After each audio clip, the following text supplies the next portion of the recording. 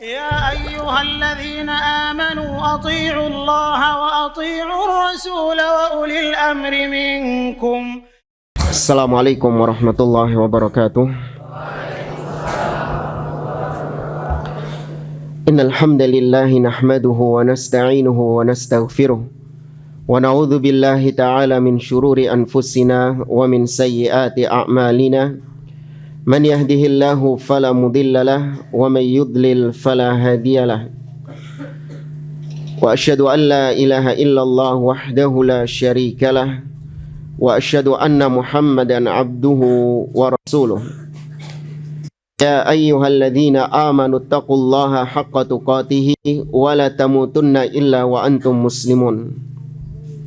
Ya ayyuhan nasu taqu rabbakumul ladzi khalaqakum min nafsin wahidah wa khalaqa minha zawjaha wa batha minhuma rijalan katsiran wa nisaa'a wattaqullaha alladzi tasaaluna bihi wal arham innallaha kana 'alaikum raqiba. Ya ayyuhalladzina amanu taqullaha wa qulu qawlan sadida yuslih lakum a'malakum wa yaghfir lakum dhunubakum wa may yuti'illaha wa rasulahu faqad faza fawzan 'azima. Amma ba'd. Fa inna asdaqal hadithi kitabullah wa khairal hadi Muhammadin sallallahu alaihi wasallam wa syarrul umuri muhdatsatuha fa inna kulla muhdatsatin bid'ah wa kulla bid'atin dhalalah wa kulla dhalalatin finnar. Rahimani wa rahimakumullah. Ya, jazakallahu khair. Alhamdulillah, segala puji bagi Allah Subhanahu wa taala yang mengumpulkan kita di majelis yang mulia ini. Kita di pagi hari ini dipertemukan oleh Allah Subhanahu wa taala di tempat yang mulia, salah satu majelis ilmu yang mana kata Nabi sallallahu alaihi wasallam, "Idza marartum bi riyadil jannah farta'u." Apabila kalian melewati taman surga, maka hentilah sejenak. Apa itu taman-taman surga? Majalis adzikr, yaitu majelis-majelis ilmu. Kita di pagi hari ini insyaallah akan memulai mengkaji sebuah kitab yang bertemakan tentang al-manhaj. Kitab tersebut sebagaimana yang mungkin sudah diumumkan, apa judulnya? La ahad ya'rif.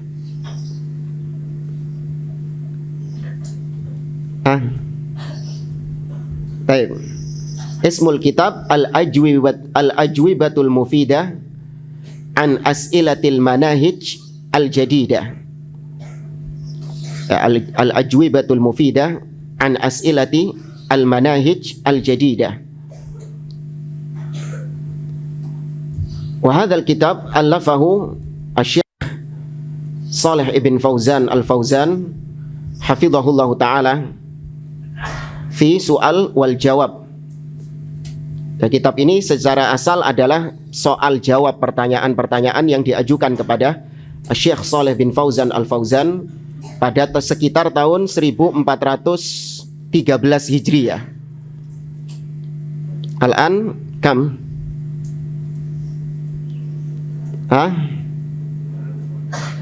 Idzan kam sana?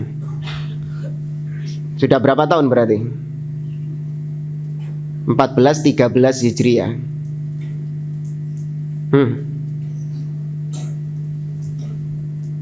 Ajibu ya ikhwan. 31 tahun. Sahih? Baik.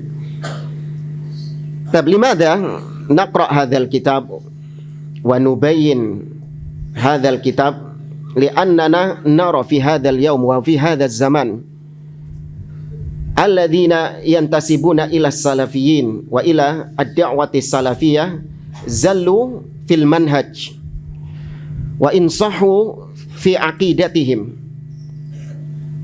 Kita mendapati banyak di antara orang-orang yang menisbatkan diri kepada manhaj salafiyah, la siyama ad-du'at, terutama para dai-dainya, para ustadz-ustadznya, tanpa terkecuali para dai-dainya yang menisbatkan diri kepada manhaj salaf.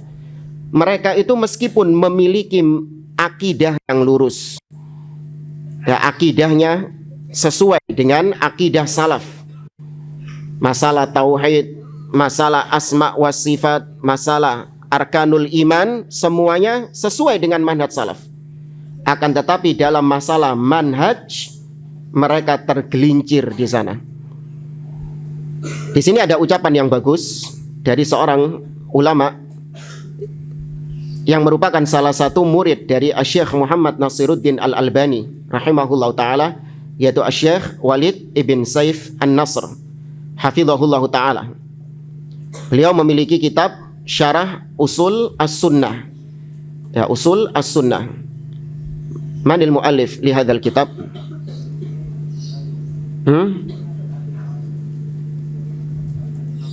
Imam Ahmad ibn Hanbal. Naam, barakallahu fikum.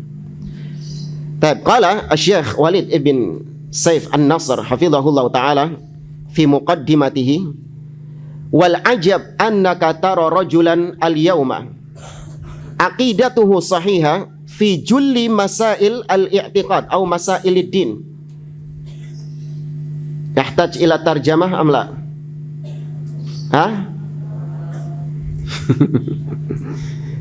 Kata beliau, yang menakjubkan, yang mengherankan adalah engkau akan mendapati ada orang-orang yang akidahnya sahihah, akidahnya lurus dalam banyak permasalahan-permasalahan akidah. Wa yansha ala ma'rifati anwa'it tauhid thalathatil masyhurah. Dan orang tersebut dia itu dididik sudah mengenal pembagian tauhid menjadi 3, yaitu rububiyah, uluhiyah, asma wa sifat. Dari kecil sudah tahu dia tentang hal itu, dididik dengan pendidikan tauhid tersebut. Wa narahu mustaqiman fi babil asma'i was sifat. Dan kau akan dapati orang ini orang-orang yang lurus di dalam masalah al-asma was sifat, menetapkan sifat-sifat Allah apa adanya, tidak mentakwilnya, ya, tidak menyerupakannya dengan makhluk, lurus dalam masalah asma was sifat. Wa fi babi tauhidir rububiyah wal uluhiyah, demikian juga dalam tauhid rububiyah dan uluhiyah dia lurus.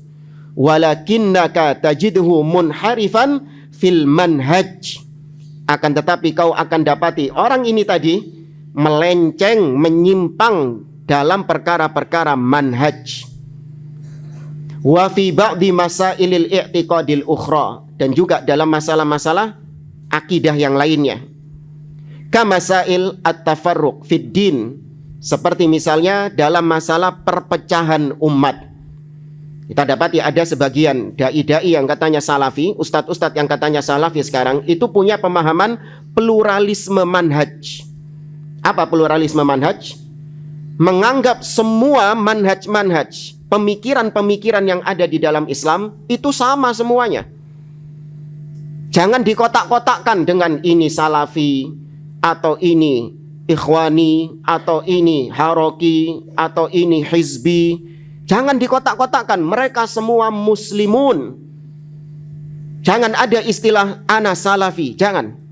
Kata mereka gitu. Kenapa? Cukup katakan saja kita muslim. Karena Allah Subhanahu wa taala berfirman di akhir surah Al-Hajj, millata abikum Ibrahim huwa sammakum wasil hadhil ayat jemaah, huwa sammakum al-muslimina min qabl. Dialah Allah yang menamai kalian dengan muslimin. Maka ya sudah, kita muslim. Apapun pemikiran kita, apapun firqah kita. Ya, nggak ridho kalau umat Islam memang hakikatnya harus dipecah belah. Harus dibedakan antara yang hak dan yang batil, antara yang sunnah dengan yang bid'ah. Nggak boleh dimix, nggak boleh dijus jadi satu. Ini bukan buah-buahan, ini dijus ini. Sebagaimana Nabi SAW mengabarkan tentang perpecahan umat ini, dan itu terjadi, waqi'. Nabi SAW bersabda, sataftariku ummati ala 73 firqah kulluha finnar. Umatku akan terpecah menjadi 73 golongan, semuanya di neraka, illa wahidah, kecuali satu. Dan itu diantara dalail an-nubuwah, tanda kenabian Nabi SAW. Beliau la yantiqu anil hawa in huwa illa wahyu yuha, terjadi apa yang beliau sampaikan, umat Islam terpecah belah. Dan ini termasuk sunnatullah, ujian bagi orang-orang beriman. Nah, dai-dai yang kita sebut ini tadi nggak terima dengan perpecahan umat, sehingga dia berusaha untuk menyatukan umat, namun menyatukannya ini dengan cara yang batil. Dengan cara apa menyatukan umat? Yaitu diam terhadap segala macam kebid'ahan-kebid'ahan yang ada pada mereka. Sudah, jangan menyinggung masalah ini, jangan menyinggung masalah asma wa sifat. Asy'ariyah menyimpang dalam masalah ini, Maturidiyah menyimpang dalam masalah ini. Jangan. Ya, jangan dikatakan mereka ahlul bid'ah, jangan dikatakan akidah mereka sesat, jangan. Yang penting kitab kita, Tuhan kita sama-sama Allah, Nabi kita sama-sama Muhammad, kiblat kita sama-sama Ka'bah, kitab kita sama-sama Al-Quran. Manis luar biasa. Tapi dalamnya apa? Racun.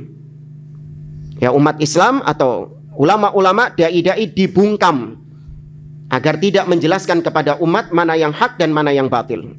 Nah, ini diantara fenomena dai-dai yang disebut oleh beliau. Akidahnya kalau Anda lihat fine-fine saja, lurus-lurus saja, tapi dalam masalah manhaj menyimpang. Watanzimat as-sirriyah, bahkan dia ikut kelompok-kelompok bawah tanah. Ya, kelompok-kelompok underground, bawah tanah, yang tujuannya adalah untuk menggulingkan penguasa, tujuannya adalah untuk menyebarkan kesesatan-kesesatan mereka. Karena kalau nampak ke permukaan akan dibredel, tapi mereka bergerak di bawah tanah. Wal kufri wal iman wal khuruj alal hukam, dan kau akan dapati orang ini, kata beliau, dia menyimpang dalam masalah vonis kafir dan dalam masalah iman. Seperti misalnya kelompok Khawarij. Kita dapati sebagian orang-orang Khawarij sendiri, mereka itu kalau ditanya tentang asma wa sifat, tentang uluhiyah, Masya Allah seperti Ahlus Sunnah. Tidak kelihatan, tidak nampak. Tapi ketika ditanyakan bagaimana orang yang melakukan dosa ini, maka dia mengkafirkan para pelaku dosa besar. Demikian juga sebagian mereka jatuh dalam perkara-perkara atau dalam kesesatannya Murji'ah. Dikatakan bahwa pelaku dosa besar kamilul iman, ka imani Jibril, ka imani Abi Bakrin, ka imani Umar. Hada min aqidah al-Murji'ah. Ya'taqid anna zani was-sariq wa syaribal khamr imanuhum kamil ka imani Abi Bakar wa Umar. Demikian juga dalam masalah khuruj alal hukam, memberontak kepada pemimpin. Pernah lihat nggak? Ada ustadz yang katanya salafi, tapi ternyata di medsosnya rajin mencaci maki, mencela, menghasut rakyat untuk membenci kepada penguasa kaum muslimin. Ada? Jangan cuma ada, banyak kayak gitu. Casingnya salafi bahkan disebut sebagai ikonnya dakwah salafiyah di Indonesia. Kata orang-orang awam gitu, ini ikonnya dakwah salafiyah di Indonesia. Tapi menuduh pemimpin itu meloroti umat Islam, menuduh pemimpin itu panen dosa. Ya, ada lagi yang mengatakan mukul, gebukin maling rame-rame, macam-macam. Ini orang-orang yang oleh kaum awam dianggap sebagai ikonnya dakwah salafiyah di Indonesia. Padahal kalau Anda melihat ucapan-ucapannya jauh daripada manhaj salaf. Yataqallab fil jamaah al-mukhtalifah wal hizbiyatil maqitah awil asabiyah wal madhabiyah. Kau akan dapati orang ini berpindah-pindah jamaah, ikut organisasi ini, oke. Besoknya ikut gabung sama organisasi ini, oke. Berpindah-pindah terus dari satu yayasan, satu organisasi ke organisasi yang lain. Ya, kepada kelompok-kelompok hizbiyah yang lain. Wa nahwi dzalik ghairu muassil fil bid'ah wa tahazzub wa dhammil mubtadi'ah wal hajri wa turuqit ta'amul ma'al mubtadi'. Orang-orang seperti ini dia itu nggak punya prinsip terhadap kebid'ahan dan kepada ahli bid'ah. Nggak punya prinsip dia. Sama ahli bid'ah oke, sama ahlus sunnah oke. Padahal kalau Anda belajar tentang manhaj salaf atau bagaimana para salafus soleh muamalah mereka kepada ahlul bid'ah, bertentangan dengan orang-orang yang disebutkan oleh beliau ini. Tidak ada di antara para salafus soleh yang mesra dengan tokoh-tokoh ahlul bid'ah. Tidak ada di antara para salafus soleh yang memuji-muji ahlul bid'ah, bahkan merekomendasikan ahlul bid'ah untuk diambil ilmunya. Tidak ada. Mereka semua sangat lantang, sangat tegas menghindarkan umat dari tokoh-tokoh ahlul bid'ah tersebut. Seperti Abdullah bin Abbas. Abdullah bin Abbas mengatakan, la tujalisu ahlal bid'ah fa inna mujalasatahum mumridatun lil qulub. Jangan duduk bermajlis dengan ahli bid'ah, karena duduk dengan ahli bid'ah itu bisa menyebabkan hati berpenyakit. Demikian juga kata Al-Imam Abul Jawza rahimahullahu ta'ala. Beliau mengatakan, li an yujawirani qiradatun wa khanazir ahabbu ilayya min an yujawirani ahadun minhum ay ahlul bid'ah. Sungguh aku bertetangga dengan monyet-monyet dan babi-babi lebih mending bagiku daripada aku bertetangga dengan ahli bid'ah.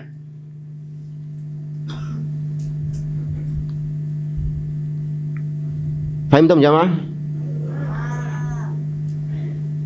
Man yanam? Gak ada yang tidur. Baik. Dan ucapan-ucapan keras yang lain dari para ulama as-salaf.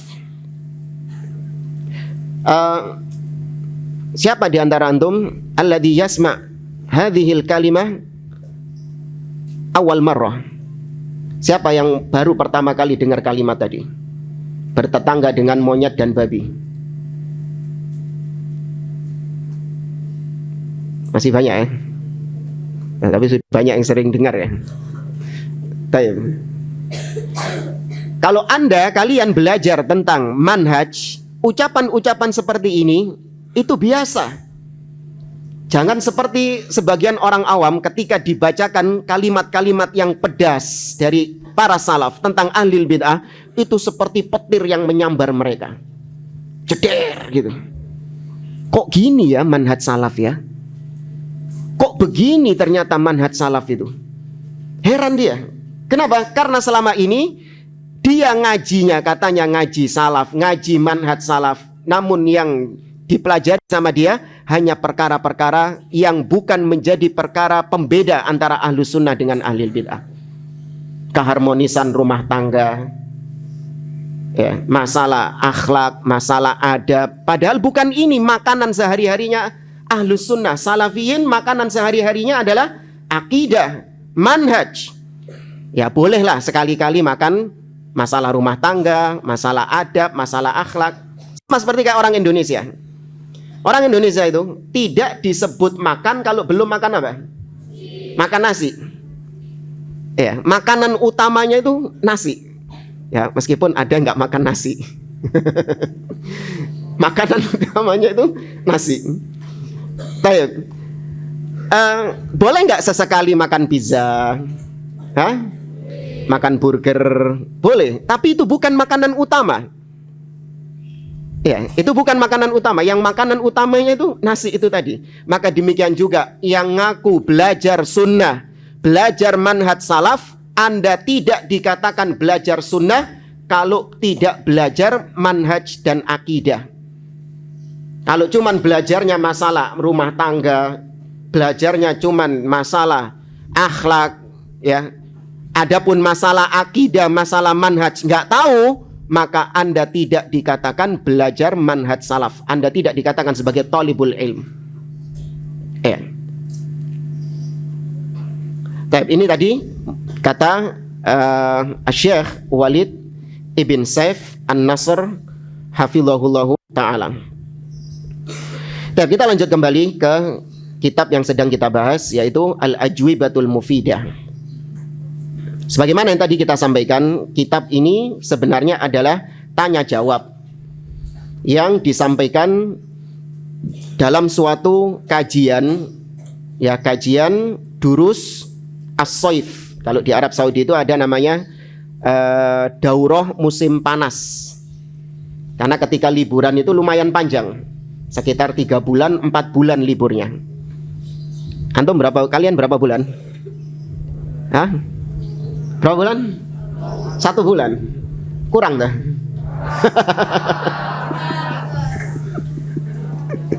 Mau kayak yang di Saudi sana 4 bulan ini. Tapi isinya daurah terus loh ya. Hah? Bukan santai-santai di rumah, bukan. Ya, tolib-tolib di Saudi sana meskipun libur, mereka tetap belajar. Karena ketika liburan di sana diadakan daurah-daurah untuk mengisi kekosongan. Nah, di antaranya ada daurah musim panas. Nah, di situ para ulama-ulama bikin daurah 1 pekan, 2 pekan, menyelesaikan 1 kitab tertentu.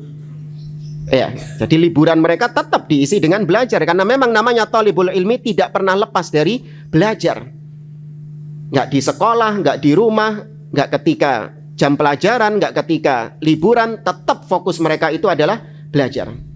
Nah, ini disampaikan pada tahun tadi 1413 Hijriah, 1413 Hijriah di kota Taif. Nah, kemudian tanya jawab ini ditafrigh, dikumpulkan, ditranskrip oleh salah satu murid beliau yang bernama Syekh Abu Furaihan Jamal bin Abdillah Al-Harithi, atau Jamal ibn Furaihan Al-Harithi. Ditranskrip, kemudian jadilah kitab ini. Ya, namanya Al-Ajwibah Al-Mufidah an As'ilati Al-Manahij Al-Jadidah.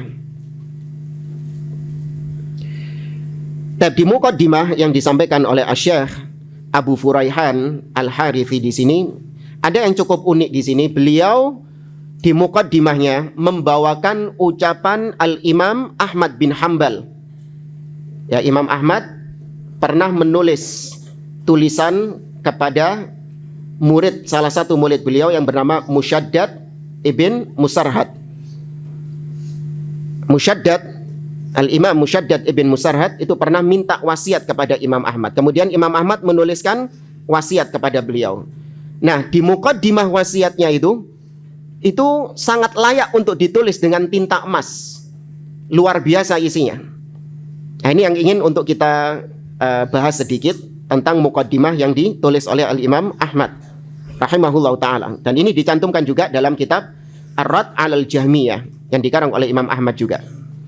Kata Imam Ahmad, Alhamdulillahilladzi ja'ala fi kulli zamanin fatratan minar rusul baqaya min ahlil ilm. Segala puji bagi Allah yang telah menjadikan pada setiap masa itu pasti ada ahlul ilm, pasti ada sisa-sisa dari orang-orang yang memiliki ilmu. Allah Azza wa Jalla menjadikan setiap masa itu pasti ada ulamanya, ada ahlul ilm meskipun cuma sedikit. Tidak akan pernah didapati suatu masa yang kosong dari ulama. Tidak pernah. Karena Nabi SAW mengatakan, La tazalu ta'ifatun min ummati dhahirina alal haq.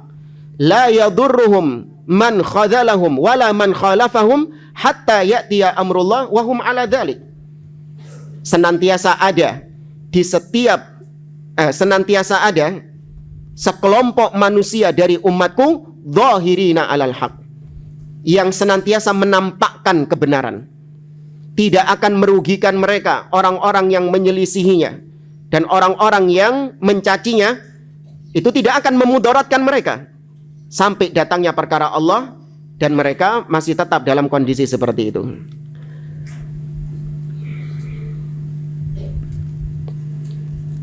Ana la aftah majal soal wal jawab.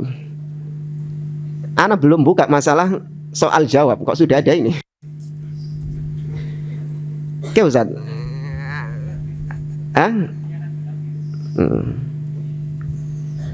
Saya kira nggak ada tanya jawab. Antum tanyanya sama Ustadz aja. Ya. Gimana? Gitu aja ya. Ya ada tanya jawab ya. Nanti kalau ada pertanyaan tanya ke ustadz antum. Muwafiqun? Ah? Ajibu jangan. Lima datas kutun. Ah? Muwafiqun? La. Baik, insyaallah. Baik, lanjut lagi kata beliau. Yad'una man dhalla ilal huda. Nah, ulama-ulama yang tersisa ini, mereka itu yad'un, mengajak manusia, orang-orang yang dhalla, yang tersesat, diajak kepada al-huda, kepada jalan petunjuk. Dan itu tugas ulama. Seorang ahlul ilmi, orang yang memiliki ilmu, dia itu berdakwah bukan mengajak kepada fanatik dirinya. Dia tidak mengajak kepada ormasnya, kepada partainya, kepada organisasinya, kepada golongannya, kelompoknya, tidak. Tapi diajak ke jalan petunjuk, ke jalannya Allah subhanahu wa ta'ala. Wa yasbiruna minhum alal adha. Dan para ulama ini, kata beliau, mereka bersabar dari gangguan-gangguan yang menimpa mereka. Jadi kalau Anda berdakwah, mengajak manusia ke jalan Allah, pasti ada yang mengganggu Anda. Itu sudah menjadi sunnatullah. Apa artinya sunnatullah? Hukum sebab akibat yang pasti. Sebagaimana Anda kalau kena api, kalian kalau kena api, maka akibatnya panas, terbakar. Itu sunnatullah sudah. Kalau nggak makan, akibatnya lapar. Kalau nggak minum, akibatnya haus. Maka demikian juga kalau Anda berdakwah dengan cara yang benar, di atas kebenaran, dan Anda ajak kepada al-haq manusia ini, pasti ada yang memusuhi Anda. Nggak perlu dicari ya, awas. Memang ahlu sunnah itu tidak nyari musuh. Jangan nanti ketemu orang di jalan dipukul. Kenapa? Anak nggak punya musuh soalnya. Soalnya ahlu sunnah itu katanya harus punya musuh. Enggak. Nggak nyari musuh, tapi otomatis, ya, otomatis pasti ada yang memusuhinya. Jangankan kita, Nabi SAW kurang hikmah apa dalam dakwahnya, kurang bijak apa dalam dakwahnya, tapi tetap beliau dimusuhi. Bahkan yang memusuhi beliau adalah orang-orang yang termasuk keluarga terdekat beliau. Maka jangan heran, ya, nanti jangan heran kalau Anda terjun ke medan dakwah misalnya, Anda mengajak orang-orang terdekat untuk ke jalan sunnah, ke jalan tauhid, ternyata Anda mendapatkan permusuhan yang luar biasa. Nggak usah heran. Inilah memang realita dakwah seperti itu. Kemudian kata beliau, yuhyuna bi kitabillahil mauta. Para ulama-ulama ini, mereka dengan Al-Quran, dengan kitabullah, menghidupkan orang-orang yang mati. Wah, ini Masya Allah, ini karomah, ini wali, ini bisa menghidupkan orang mati. Kalah Nabi Isa. Yang dimaksud mati di sini apanya yang mati? Hatinya mati, ya, bukan fisiknya. Karena orang yang tersesat itu memang dianggap sebagai mayyit. Ya, orang yang tersesat tidak di atas jalan petunjuk itu tidak dikatakan sebagai orang yang hidup, tapi dia dikatakan sebagai mayyit. Allah mengatakan awaman kana mayitan fa ahyainahu wa ja'alna lahu nuran yahtaj ila tarjamah. Karena pengennya itu langsung baca ayat itu loh, gak usah pakai diterjemahkan gitu. Gak usah ya? Masa gak paham tuh?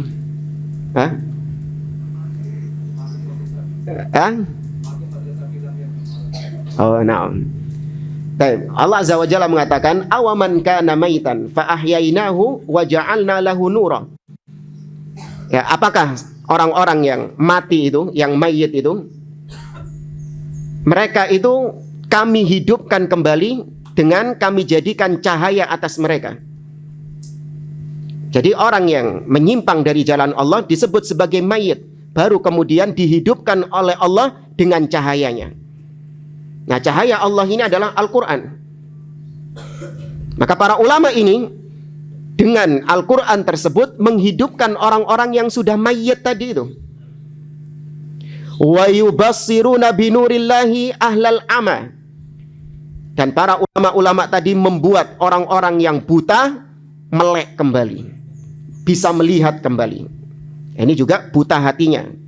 Ya, kalau buta matanya, ya ini perlu periksa ke dokter. Fakam min qatilin li iblis qad ahyauhu. Berapa banyak korban-korban iblis, orang-orang yang sudah dibunuh sama iblis, dihidupkan kembali oleh para ulama tadi. Apa maksudnya korbannya iblis? Yang tersesat, yang disesatkan oleh iblis, itu korbannya iblis, dihidupkan kembali oleh para ulama tersebut. Wa kam min dhalin taihin qad hadauhu. Berapa banyak orang-orang yang tersesat, kebingungan, terombang-ambing dalam agama, mereka diberi hidayah melalui para ulama tersebut. Fama ahsana atharahum 'alan nas wa akbaha atharun nasi 'alaihim. Sungguh indah sekali pengaruh ulama kepada manusia, dan alangkah buruknya pengaruh manusia terhadap para ulama. Yanfuna an kitabillahi tahrifal ghalin wa intihalal mubtilin wa ta'wilal jahilin.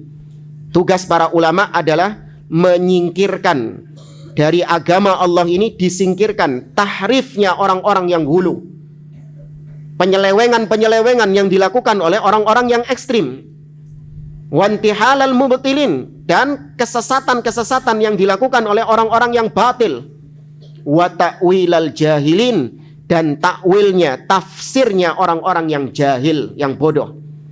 Dan kita hidup di zaman itu, di mana kita dapati orang-orang yang jahil berbicara tentang agama, orang-orang yang bodoh berbicara tentang agama, berfatwa ini halal, ini haram, ini syirik, ini tauhid, tanpa dengan ilmu, tanpa didasari ilmu. Ya.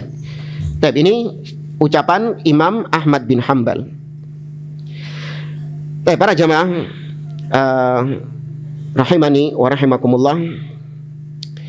Kitab ini tadi judulnya Al-Manhaj.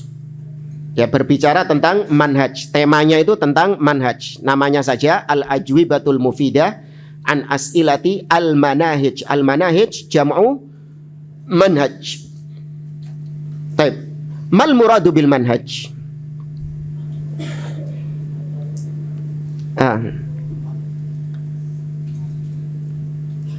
Mal muradu bil manhaj? At-tariqah. Naam, barakallahu fiik. Al-manhaj fil lughah bimakna at-tariqah. Wa yusta'malu al-manhaj fi masail katsirah. Istilah manhaj ini digunakan dalam berbagai permasalahan-permasalahan, seperti dalam bukan cuma permasalahan agama, permasalahan-permasalahan duniawi, seperti misalnya kalau di sekolah ini ada istilah al-manhaj ad-dirasi. Apa artinya berarti al-manhaj ad-dirasi? Kurikulum. Ya, bahasa singkatnya kalau di Indonesia kurikulum, al-manhaj ad-dirasi. Demikian juga para ustadz juga punya istilah manhaj at-tadris. Apa manhaj tadris? Manhaj ta'lim, metode mengajar. Ya, manhaj, misalnya manhaj apalagi misalnya, ya banyaklah metode mengajar, metode ya kurikulum, atau metode memasak mungkin, ya, macam-macam. Itu disebut dengan al-manhaj fil lughah dalam segi bahasa. Adapun yang dimaksud manhaj di kitab ini itu lebih khusus adalah manhaj dalam dakwah. Ya, lebih khusus lagi manhaj di dalam dakwah. Ada kitab yang semisal dengan kitab ini, ditulis oleh Syekh Ahmad bin Yahya An-Najmi rahimahullahu ta'ala. Judulnya hampir mirip dengan kitab yang sedang kita bahas ini, yaitu Al-Fatawa Al-Jaliyah Anil Manahij Ad-Da'awiyah, yaitu fatwa-fatwa yang jelas tentang manhaj dalam dakwah. Dan di awal-awal kitab ini beliau, yaitu Syekh Yahya atau Ibn Yahya An-Najmi, rahimahullahu taala, beliau ditanya tentang apa itu manhaj. Ya, di soal yang kedua ini beliau ditanya, madza yuqsadu bi kalimati al-manhaj? Apa yang dimaksud dengan kalimat al-manhaj? Maka dijawab oleh beliau, al-manhaj huwa at-tariqah allati yasiru 'alaiha talibul ilmi fid da'wati ilallah. Manhaj itu adalah jalan, metode, ya, cara yang mana talibul ilmi, penuntut ilmu, itu berjalan di atas metode tersebut dalam berdakwah kepada Allah Subhanahu wa taala. Ya, itu yang disebut dengan manhaj. Jadi dikhususkan, jangan nanti melebar kemana-mana. Ya, paham dong? Berarti yang dalam pembahasan ini hanya manhaj apa yang dimaksud? Manhaj dalam dakwah. Kalau dalam istilah bahasa Arab disebut dengan kalimatul umum yuradu biha al khusus. Kalimatnya umum, tapi yang dimaksudkan itu khusus. Di sini Syekh Shalih Fauzan, judul kitabnya hanya menyebut al-manahij al-jadidah, tidak menyebut al-manahij ad-da'awiyah, tapi hanya menyebut al-manahij. Di situ umum, bisa manhaj apa saja. Tapi yang dimaksudkan oleh penulis di situ adalah manhaj dakwah. Ya, ini dalam istilah bahasa Arab dikenal dengan kalimatul umum yuradu biha al khusus. Kalimat umum tapi yang diinginkan yang diinginkan adalah khusus. Contoh misalnya, Syekh Muhammad bin Abdul Wahhab rahimahullah taala ketika mendefinisikan tentang tauhid, ya, arju an tantabihu, ya, intabihu. Syekh Muhammad bin Abdul Wahhab arrafa at-tauhid bi ifradullahu bil ibadah. Syekh Muhammad bin Abdul Wahhab mendefinisikan tauhid dengan ifradullahu bil ibadah, mengesahkan Allah dalam ibadah. Ini tauhid apa? Uluhiyah. Ini tauhid uluhiyah. Apakah maksudnya Syekh Muhammad bin Abdul Wahhab menafikan tauhid rububiyah dan asma wa sifat? Tidak. Kalimatnya umum, tapi yang diinginkan adalah khusus. Kama qala ta'ala, sebagaimana juga firman Allah Subhanahu wa taala an qaumi Nuh, tentang kaumnya Nabi Nuh. Allah Azza wa Jalla mengatakan, wa inni kullama da'autuhum litaghfira lahum ja'alu asabi'ahum fi adhanihim wastaghsaw thiyabahum wa asarru wastakbaru istikbaran. Al-ayah. Taib, Allah mengatakan asabi'ahum. Al-asabi' jari itu dari sini sampai sini. Disebut dengan jamak, berarti berapa? Jarinya semua. Ya. Apakah maksudnya memasukkan jari ke telinga? Ini dimasukkan semua ke telinga gitu? Yang dimasukkan cuma apanya saja? Ujungnya. Yang dimasukkan cuma ujungnya saja. Tapi disebut oleh Allah asabi'ahum fi adhanihim. Taib, ini dari sisi bahasa saja. Taib, langsung saja. Di sini sebenarnya ingin kita bahas tentang siapa itu Syekh Shalih bin Fauzan hafizahullah taala. Tapi di sini sirah beliau sedikit. Ya, kita ringkas saja. Syekh Shalih bin Fauzan Al-Fauzan hafizahullah taala, beliau adalah seorang ulama yang dilahirkan pada tahun 1354 Hijriah. Ya, 1354 Hijriah. Berarti kalau sekarang berapa tahun umur beliau?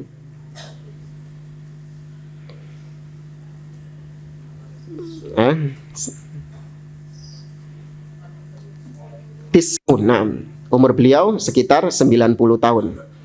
Dan beliau masih aktif mengajar sampai sekarang. Ya, ini barokah di dalam umur. Apalagi kalau Anda melihat Syekh Abdul Muhsin, salah seorang ulama ahlu hadis di kota Madinah, itu lebih tua daripada Syekh Shalih Fauzan. Ya, wallahu a'lam, mungkin sekarang bisa sampai 100 mungkin usia beliau. tapi masih aktif mengajar hadis di Masjid Nabawi. Ya mungkin kalau ada yang pernah umroh, pernah hadir di majelisnya beliau di Masjid Nabawi itu luar biasa. Beliau ketika mengajar itu ya kebiasaan beliau nggak bawa kitab, karena memang ya penglihatan beliau sudah mulai menurun.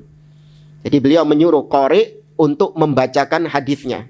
Ada beliau membaca kitab hadis, ya Sunan Abu Dawud, Sunan Imam Bukhari, Imam Muslim dan yang lainnya. Setelah dibaca sama qori'nya, mulai dari sanadnya, matannya dibaca semua. Baru kemudian beliau yang menjelaskan. Diulang lagi sama beliau dan tanpa kitab. Sanadnya sama matannya. Ya, haddatsana fulan, ya haddatsana fulan dan seterusnya sampai. Dan nggak cukup itu, beliau menyebutkan profil masing-masing perawi tadi. Ya, fulan ini siapa gurunya, bagaimana penilaian para ulama tentang fulan ini tadi, hafal beliau. Ya, ini baru benar-benar ulama. Dan kita tidak mendapati ada orang-orang seperti itu, ulama-ulama sekelas beliau di negeri kita. Ya. Baik, Syekh Shalih Ibn Fauzan hafizahullah ta'ala, usia beliau 90 tahun. Kita ringkas di sini, beliau mendapatkan gelar doktor dan seterusnya. Di antara guru-guru beliau adalah Samahatul Syekh Abdul Aziz Ibn Baz rahimahullah ta'ala, ya mantan mufti am kerajaan Saudi Arabia. Ya, Syekh Abdul Aziz bin Baz rahimahullah, beliau itu gurunya Syekh Shalih bin Fauzan. Demikian juga Syekh Muhammad Ibn al-Amin Asy-Shinqiti. Ada yang tahu beliau ini penulis kitab apa? Kitab tafsir terkenal. Yarfa' yadahu. 6. Loh. Tak kira mau jawab antum. Adwaul Bayan. Naam, barakallahu fikum. Ya, Syekh Muhammad Al-Amin Asy-Shinqiti punya kitab namanya Adwa al-Bayan, kitab tafsir. Nah, dan ulama-ulama yang lain. Dan kemudian di antara tulisan-tulisan karya-karya ilmiah beliau, yang mungkin yang paling masyhurnya adalah kitab akidah, yaitu Al-Irsyad ila Sahihil I'tiqad. Ya, beliau punya kitab akidah namanya Al-Irsyad ila Sahihil I'tiqad. Nah, kebanyakan kitab-kitab beliau itu seperti ini. Transkrip dari ceramah-ceramah beliau. Ya, mungkin hanya sedikit yang beliau nulis asli itu sedikit. Kebanyakannya adalah ceramah yang dijadikan sebagai kitab oleh murid-muridnya. Dan itu yang berjalan juga di Syekh Muhammad bin Shalih Al-Utsaimin. Ya, Syekh Muhammad bin Shalih Al-Utsaimin itu juga banyaknya kitab-kitab beliau itu adalah ceramah-ceramahnya yang kemudian ditranskrip.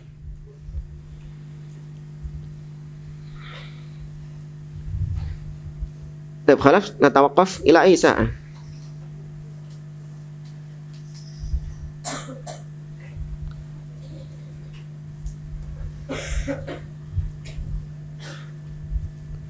Wa ba'da hadhil muhadarah satakun muhadarah ukhra lil Ustaz Abdurrahman Thayyib. Saat tasiah.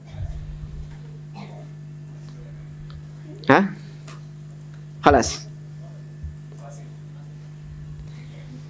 Nabda fi as-su'al al-awwal. Kita mulai pertanyaan pertama dari kitab ini. Soal pertama yang ditanyakan kepada Syekh Shalih bin Fauzan, beliau ditanya, bimadza tansahuna al-ikhwatal afadil alladzina yashtarikuna fil marakizis sayfiyah idza ta'arada waqta durusil masyayikh wal ulama ma'a waqtil marakiz. Fahal yahduruna ad-durus am yabquna fil marakiz ma'at tafsil li kathratil kalami fi hadzal mawdu' baina syabab. Pertanyaannya, wahai Syekh, apa nasihatmu kepada sebagian saudara-saudara kami yang ikut training ketika liburan Jadi di Saudi itu ketika liburan, biasanya kampus-kampus atau sekolah-sekolah itu mengadakan training-training, kegiatan-kegiatan untuk mengisi liburan. Ada yang diisi dengan daurah ilmiah, tapi di kampus. Ya, ada yang diisi dengan kegiatan-kegiatan seperti rihlah atau kegiatan-kegiatan seperti ya pembelajaran umum. Mungkin belajar komputer atau belajar bahasa asing, misalnya bahasa Inggris dan yang lainnya untuk mengisi liburan tadi. Nah, bagaimana mereka yang hadir di training-training itu apabila waktunya bertentangan, bertabrakan dengan kajian-kajian masyayikh yang ada di masjid-masjid. Jadi ada benturan di masjid ngadakan daurah masyayikh, membahas kitab-kitab para ulama. Yang mengisi kajian di masjid-masjid itu adalah para ulama-ulama kibar, para ulama-ulama besar. Sedangkan yang ngisi kajian di training-training kampus itu ya kakak kelas atau siapa? Ya, intinya tidak sekelas sekaliber para ulama yang ada di masjid. Ya, bagaimana kalau bertabrakan seperti ini? Apakah mereka masih tetap menghadiri training-training yang ada di masjid, yang ada di kampus itu, ya? Ataukah mereka mengikuti kajian-kajian yang ada di masjid? Ya, sebagai pengetahuan saja, banyak di antara kita para mahasiswa itu yang membicarakan tentang masalah ini. Jadi wallahu a'lam kita nggak mendapati hal itu ya di sini, atau mungkin wallahu a'lam ada yang sudah mendapati peristiwa seperti ini di sini. Jadi sebagian ikhwah di sana itu, kamu ikut mana? Ikut daurah di masjid atau di kampus? Anak di masjid saja. Wah, kamu yang ikut di kampus ini nggak menghormati ulama begini-begini. Akhirnya terjadi silang pendapat di antara mereka. Ini ditanyakan kepada para ulama. Dan demikian juga kita kalau misalnya tidak tahu suatu perkara, tanya kepada orang yang berilmu. Sebagaimana anjuran Allah, perintah Allah Subhanahu wa taala, fas'alu ahla dzikrin kuntum la ta'lamun. Jangan diputusi sendiri. Oh, menurut saya begini, menurut saya begitu. Enggak. Minta wejangan kepada orang yang lebih berilmu daripada Anda. Baik, maka dijawab oleh beliau, al-maqsudu bil marakiz tahdhibut tullab wa ta'limuhum. Yang dimaksud dengan training-training itu tadi adalah penggemblengan, ya, penggemblengan para mahasiswa atau para thalib dan mengajarkan kepada mereka ilmu-ilmu ketika masa liburan tadi. Itu yang dimaksud dengan al-marakiz. Ya, kalau kita terjemahkan ya training-training gitulah. Falladhi ara, maka pendapatku, kata Syekh Shalih Fauzan, ayyunassiqal qa'imuna 'alal marakiz awqataha fayahduru mansubiha ilal masajid lil muhadarat wad durus. Kata beliau, kalau saranku adalah orang-orang yang menjadi penyelenggara training-training tadi, maka hendaklah dia itu menyesuaikan waktunya dengan daurah-daurah yang ada di masjid. Disesuaikan. Sehingga mahasiswa itu bisa ikut training-training juga, kalau memang positif, nanti ada rinciannya.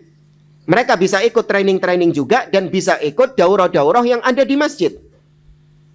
Ya, dikompromikan waktunya, tidak dibenturkan. Li'anna hudura al-muhadarat juz'un min amalil marakiz. Karena menghadiri kajian-kajian di masjid itu juga bagian dari mengisi kekosongan ketika liburan.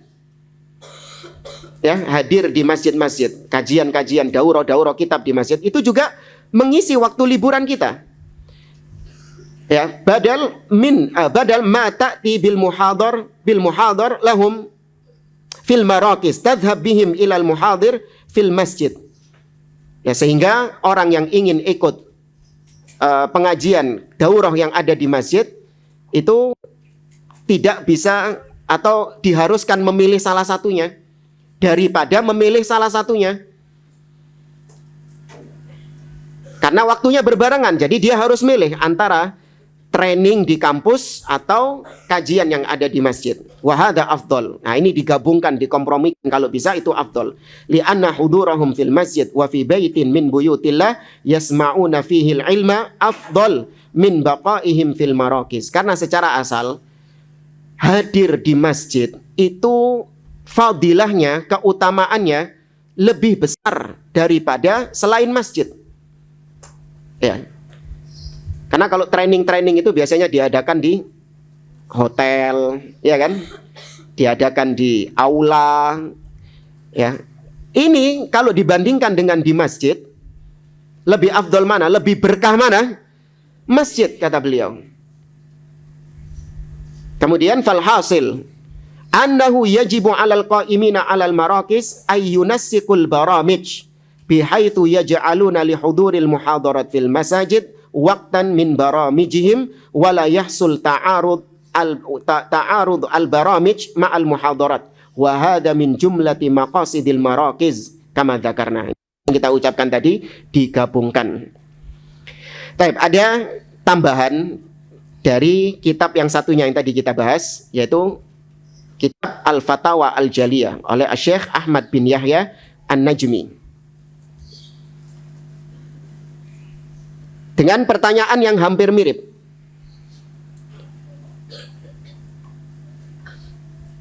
Ya, dengan pertanyaan yang hampir mirip. Syekh Ahmad bin Yahya An-Najmi ditanya, "Ma hukmul musyarakati fil marakizis sayfiyah?" Wahai Syekh, apa hukumnya ikut serta dalam training-training di musim panas? Wa qada'il awqati fiha, dan menghabiskan waktu di situ.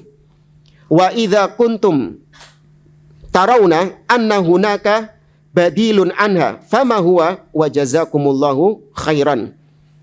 Ya, kata beliau, kata penanya di sini, karena ketika training-training itu ada mereka itu mengganti waktu-waktu yang seharusnya hadir di majelis ilmu, itu diganti dengan menghadiri training-training di kampus-kampus tadi, daurah-daurah yang ada di kampus tadi. Tapi dijawab oleh beliau, al-marakizus sayfiyah la naqulu annaha batilah wa khata'un kulluha. Kata beliau, aku tidak mengatakan training-training yang ada di kampus itu salah semuanya, nggak benar semuanya, ya, atau keliru semuanya, enggak. Aku tidak berpendapat seperti itu, kata Syekh Ahmad bin Yahya An-Najmi. Bal al-marakiz rubbama yakunu fi ba'diha khairun wa rubbama yakunu fi ba'diha syarrun. Sebagian training-training daurah-daurah di kampus itu ada yang baik, tapi sebagiannya itu ada yang buruk. Wal ibrah bil qa'imina 'alaiha fa in kana al-qa'imuna 'alaiha ahla manhajin sahihin wa tariqatin salimatin wa aqidatin salafiyatin sahihah fal musyarakatu fi hadhil marakiz jaizatun bal mustahabbah. Yang penting itu, ya, ini kalau antum nanti liburan bingung mau menentukan ikut daurah di kampus atau ada acara undangan misalnya di kampus tertentu, meskipun Anda nggak kuliah di situ, tapi ada undangan biasanya, ikut training ini, pelatihan ini, pelatihan ini. Yang dilihat itu adalah yang pertama siapa penyelenggaranya. Dilihat penyelenggaranya siapa. Kemudian yang dilihat juga adalah pematerinya siapa. Kalau ternyata penyelenggaranya itu adalah yang dikenal sebagai orang-orang yang berkecimpung atau terjerumus dalam kebid'ahan, maka bisa dipastikan yang diundang sama dia kira-kira bagaimana? 11-12 sama dia. Karena mustahil ahlul bid'ah itu mengundang ahlus sunnah sebagai pembicara. Kalaupun ada, ya, kalaupun ada seorang dai sunnah yang katanya sunnah, katanya salafi, diundang sama penyelenggara ahlul bid'ah, maka pasti dibungkam di situ ustadznya. Request, ustadz, nanti pas daurah, pas kajian, tolong jangan nyinggung masalah bid'ah, ya. Jangan nyinggung masalah kuburan misalnya. Jangan singgung masalah ini. Sudah, bahas masalah akhlak saja. Bahas masalah keharmonisan rumah tangga saja. Jangan pakai nyinggung-nyinggung masalah akidah ini, jangan. Ya, jangan menyinggung masalah taat kepada penguasa, jangan. Pasti di request. Nah, ustadznya nggangge saja. Oh iya, siap. Ya, tapi kalau dia ini ustadz yang memang tidak mencari dunia, ya tidak mencari pujian manusia, nggak mau dia diatur-atur demikian. Ya, yang disampaikan qala Allah, qala Rasul, suka nggak urusan dia. Ya, itu. Maka dilihat penyelenggaranya siapa, kemudian pematerinya siapa. Kata beliau, kalau yang ngisi pematerinya itu adalah, penyelenggaranya juga adalah orang-orang yang di atas manhaj yang benar, di atas jalan yang lurus, akidah salaf, di atas akidah salaf yang sahihah, maka ikut serta dalam training-training seperti ini boleh, bahkan dianjurkan. Li'anna fiha khairun, karena itu banyak kebaikan di dalamnya. Tapi sebaliknya, ya wa in kanat hadhil marakiz yushrifu 'alaiha unasun ashabu bid'ain mudillatin wa dhalatin wa ashabi hizbiyat wa manahij khati'ah fa innal musyarakata fi hadhil marakiz allati bi hadhihi surah la tajuz. Tapi kalau penyelenggaranya ahlil bid'ah, pematerinya jelas-jelas ahlil bid'ah, jangan Anda ikut bergabung di dalamnya. Maka al-ibrah itu diambil dari hakikatnya, jamaah. Jangan ngelihat nama. Ya, hati-hati, jangan tertipu dengan nama. Nama itu mengecoh. Daurah apa misalnya? Daurah akidah salaf misalnya. Ada satu kampus ngadain daurah akidah salaf. Ya, ternyata setelah dicek pematerinya adalah ahlul bid'ah semuanya. Jangan tertipu dengan nama, yang dilihat adalah hakikatnya. Ya, dan ini memang triknya iblis, triknya syaitan. Menamai sesuatu yang batil dengan sesuatu yang hak. Ya, itu triknya syaitan. Sudah sejak dahulu ketika syaitan menipu ayah kita Adam alaihissalam. Ketika iblis menipu Adam, iblis mengatakan, hal adulluka ala syajaratil khuld wa mulkin la yabla. Wahai Adam, maukah aku tunjukkan kepadamu pohon keabadian? Ditipu sama iblis. Maka demikian juga di zaman sekarang, iblis menggunakan caranya ini untuk mengaburkan istilah riba di bank. Dinamai dengan apa? Bunga. Oh, bagus, siapa yang nggak mau bunga? Ya kan? Demikian juga ahlus sunnah dinamai dengan apa? Ahlus sunnah, salafiyun dijuluki sama mereka dengan wahabi, dijuluki dengan mujassimah, dijuluki dengan al-madkhaliyah, dan julukan-julukan yang lain. Sedangkan ahlul bidah, mereka menamai diri mereka dengan al-wasatiyah, yang moderat. Kita ini Islamnya Islam moderat, Islam rahmatan lil alamin. Oh, bagus. Maka jangan tertipu dengan nama, tapi lihat dari hakikatnya. Nah, itu tadi singkat yang disampaikan oleh Syekh Ahmad bin Yahya An-Najmi rahimahullahu ta'ala. InsyaAllah pada pertemuan-pertemuan berikutnya kita masuk ke soal yang kedua, yaitu tentang, beliau ditanya tentang hukum al-anashid al-islamiyah atau at-tamthil al-islami. Hukum musik-musik islami atau nasyid-nasyid islami atau at-tamthil, yaitu apa? Pagelaran, baik itu film atau teater, ya, tapi dibungkus dengan islami, pertunjukan Islam. Karena itu juga ada dalam training itu. Jadi training itu kadang diisi dengan nyanyi-nyanyian, dengan musik-musik, atau dengan teatrikal tertentu, tapi dibungkus dengan Islam. Ini memerankan Umar ibnu Khattab, Ini memerankan Abu Bakar As-Siddiq. Wah, dikisahkan tentang sejarah secara teatrikal. Iya, secara teatrikal. Bahkan dibikin film. Ya kan? Dulu sempat viral film apa? Film Umar, Musalsal Umar. Itu banyak ditahdzir oleh para ulama. Batil. Ya, apalagi orang-orang yang ada di belakangnya juga orang-orang ahlul bid'ah. Yusuf Al-Qardawi, demikian juga Salman Al-Auda, Muhammad Al-Arifi. Itu orang-orang yang dibalik film Musalsal Umar itu tadi. Taib, hada wallahu a'lam bishawab. Kita cukupkan sampai di sini, wallahu a'lam. Tapi ini ada pertanyaan, terjadi perselisihan di antara al-asatidzah yang menyandang nama dakwah salafiyah, dan mereka saling memerintahkan untuk menjauhi asatidzah tersebut. Kami yang sebagai thalibul ilmi tidak mengerti apa yang terjadi di antara mereka.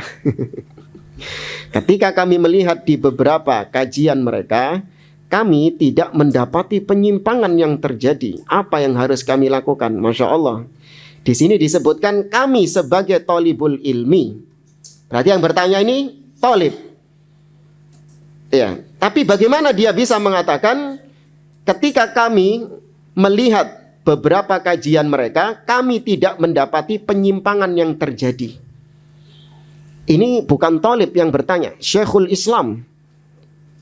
Ya kan? Yang bertanya Syekhul Islam. Ya ikhwan, antum ketika dengarkan kajian ahlil bidah, tapi jangan dengarkan.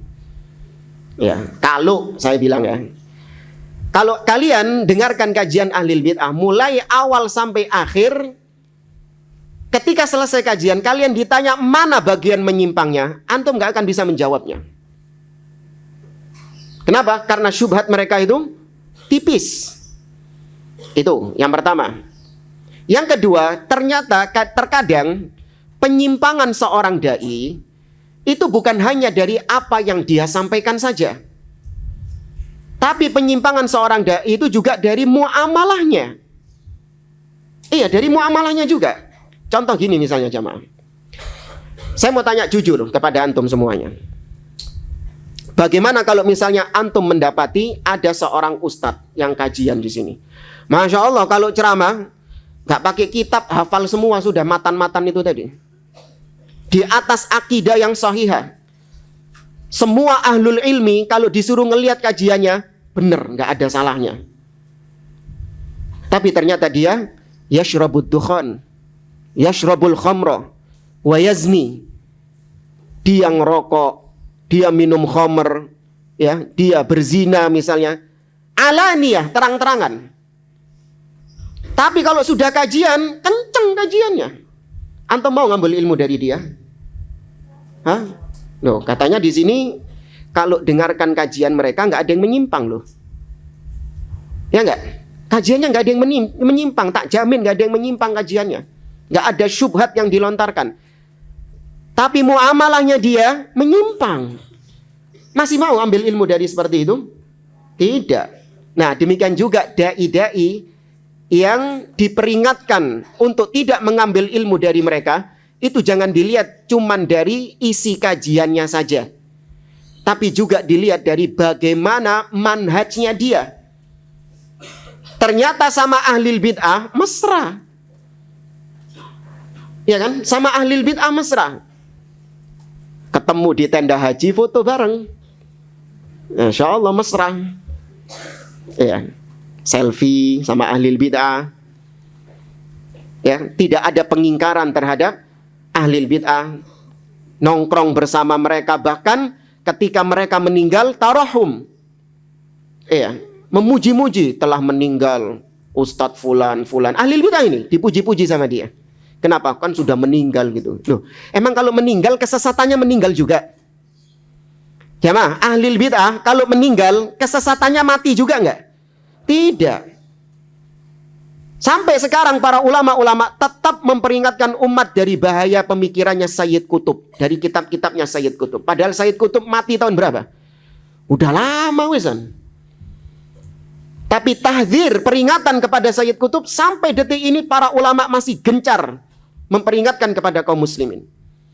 Karena pemikiran Sayyid Qutb masih ada, bukan terus meninggal bersamaan dengan meninggalnya orangnya, tidak. Ya, maka kalau di sini disebutkan apa yang harus kami lakukan dalam masalah mentahdzir di antara sesama ahlul ilmi, ini masalah biasa. Ya, bukan perkara aib atau bukan perkara yang mengherankan, tidak. Sejak dahulu memang sudah terjadi hal-hal demikian, dan itu memang ujian untuk supaya menyaring siapa yang benar, yang memang tulus meniti manhaj salaf, dan siapa yang abal-abal hanya ngambil manhaj salaf ini yang sesuai dengan seleranya saja. Seperti makan prasmanan gitu loh. Anda kalau makan prasmanan itu, yang Anda ambil cuman yang apa? Yang suka. Iya kan? Yang suka tok yang diambil. Nah, demikianlah sebagian yang katanya dai salafi, yang diambil dari manhaj salaf cuman yang sesuai dengan seleranya. Tapi yang nggak sesuai dengan hawa nafsunya dibuang sama dia. Apa itu? Mendengar dan taat kepada penguasa. Ini banyak yang nggak sesuai dengan hawa nafsu mereka. Sehingga banyak yang berguguran dalam masalah ini. Maka tugas antum adalah harus objektif. Harus objektif. Anda lihat ketika ustadz tersebut ditahdzir untuk tidak diambil ilmunya, maka apa perkara yang menyebabkan dia itu untuk tidak diambil ilmunya? Apakah itu perkara-perkara yang memang ringan atau memang perkara yang berat? Ya, contoh misalnya, antum jangan ngambil ilmu dari ustadz fulan. Misalnya ini. Emang kenapa Ustadz Fulan? Iya, dia itu saya pernah lihat ya, minum pakai tangan kiri. Dia itu pernah minum pakai tangan kiri. Ini masalah yang menyebabkan seorang jatuh ke dalam kebid'ahan atau tidak? Tidak. Nah, inilah pentingnya belajar manhaj. Supaya Anda bisa tahu, bisa memahami apa jurang pemisah antara ahlus sunnah dengan ahlil bid'ah. Fa'ahlus sunnah la yanzuruna ila kathratil khata' walakinnahum yanzuruna ila nau'il khata'. Hadil qaidah jama'al muhim. Ahlus sunnah tidak melihat dari banyaknya kesalahan seseorang, tapi ahlus sunnah melihat dari jenis kesalahan seseorang itu apa. Karena ada sebagian orang mengatakan, loh Ustadz, kan dia itu cuma sekali salah. Kullu bani Adam khata'.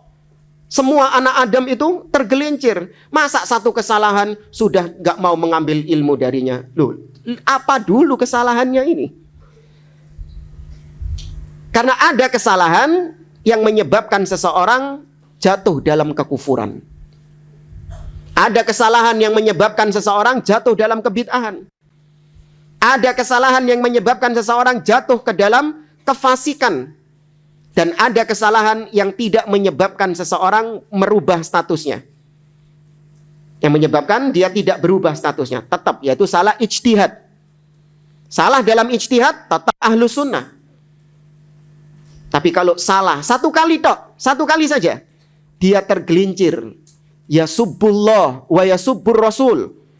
Mencaci maki Allah, mencaci maki Rasul.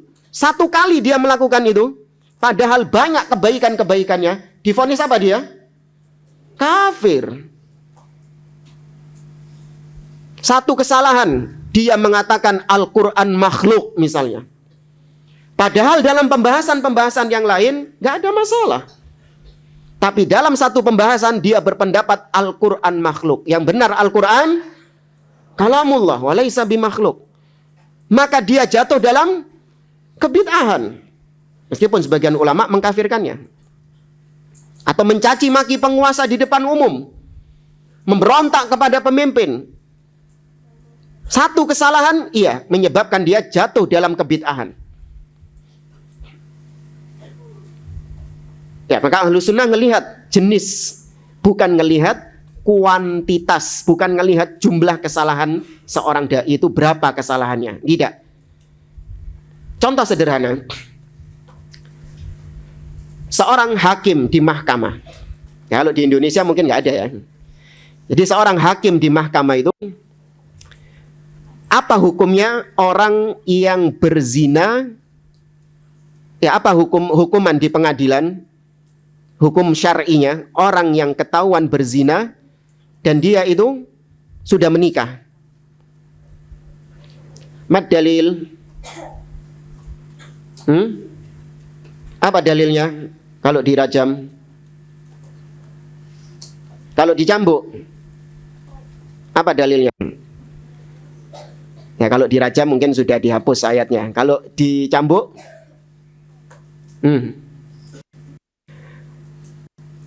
Masa satu nggak ada jamaah? Apa malu? Hah? Surat An-Nur. Nah, fadhal.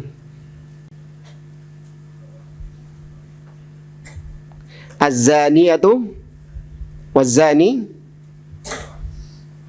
Naam. Apa tadi kok salah? Gak ada mic dah. Gak ada mikrofon buat yang jawab pertanyaan. La irfa' sautak.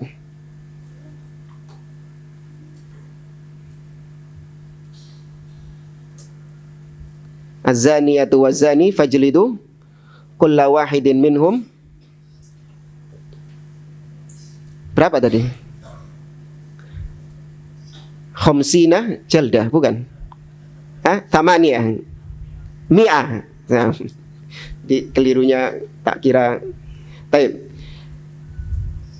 Kembali ke masalah tadi. Ada seorang pezina, terbukti sudah dia berzina. Baik, gara-gara zina itu ditegakkan hukuman entah rajam kalau dia sudah menikah atau dia dicambuk kalau belum menikah. Apakah gara-gara dia itu punya kebaikan-kebaikan yang banyak? Oh, dia ini kan rajin sedekah. Dia ini kan rajin qiyamul lail, rajin sholat malam. Dia ini kan rajin puasa.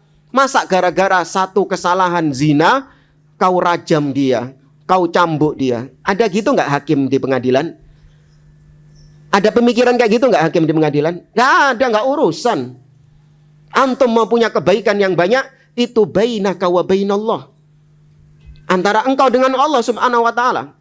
Tugas saya menghukum orang yang memang jatuh dalam kesalahan. Nah, demikian juga seorang da'i itu juga memperingatkan umat dari da'i-da'i yang lain. Li'anna khata' ad-da'i asyad min khata'i ghairihim. Kesalahan seorang ustadz, seorang da'i itu lebih dahsyat daripada kesalahan yang bukan ustadz. Kenapa alasannya? Li'anna khata'ad da'i yunsab ila din. Karena kesalahan seorang da'i, seorang ustadz itu dinisbatkan kepada agama. Benar nggak? Berapa banyak ada ustadz yang keliru ngerokok? Ini kiai-kiai ini ngerokok. Kemudian orang-orang mengatakan ketika ngerokok, kamu kok ngerokok? Rokok itu haram begini. Kata siapa? Kiai fulan ini ngerokok kok. Dalilnya apa? Kiai fulan ini ngerokok kok. Coba kalau orang awam, orang biasa gitu, yang bukan ustadz, tidak dikenal sebagai seorang ulama, seorang ustadz gitu. Ketika dia ngerokok, ada yang niru? Nggak ada yang niru.